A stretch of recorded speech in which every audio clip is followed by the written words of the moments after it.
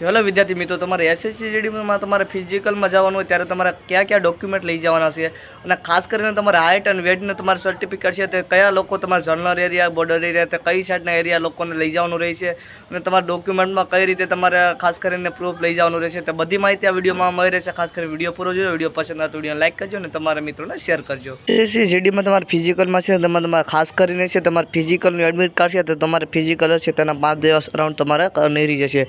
તે તમારું પહેલે તમારે લઈ જવાનું છે. પછી બીજું આવશે તમારે ફોટો છે, તમારે કમસે કમ મિનિમમ તમારે 20 ફોટા સાથે લઈ જવા જરૂરી છે. અને પછીનું વાત આવે છે તમારે ખાસ કરીને ફોટો આઈડી છે જેમાં તમારે આધાર કાર્ડ આવી જાય, પાન કાર્ડ આવી જાય, ડ્રાઇવિંગ લાઇસન્સ આવી જાય, ટોટલી જે તમારે છે તેમાં તે તમારે આવી જાય છે. પછી અને પછી ડોક્યુમેન્ટ આવે જેમાં તમારે 12માનું 10માનું જે સર્ટિફિકેટ છે તે ઓરિજિનલ લઈ જવાનું રહેશે. હવે વાત આવે તમારે ડોમિસાઇલ સર્ટિફિકેટ છે તો તમારે નિવાસ પ્રમાણપત્ર હોય તેનું તમારે લઈ જવાનું રહેશે.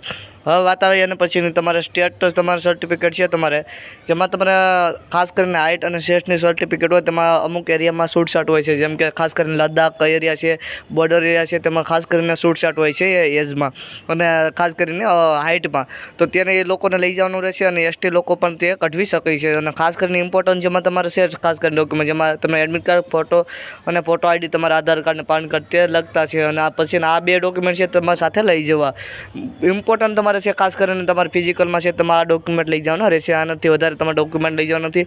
અને ખાસ કરીને જાતિનું પ્રમાણપત્ર તમે સાથે લઈ જઈ શકો છો. અને જેમાં ખાસ કરીને અલગ અલગ તમારે એનસીસી સર્ટિફિકેટ પણ તમે સાથે લઈ જઈ શકો છો. એટલે વિડીયો પસંદ આવે તો વિડીયો લાઈક કરજો, ચેનલને સબસ્ક્રાઈબ કરજો અને તમારા મિત્રોને શેર કરજો.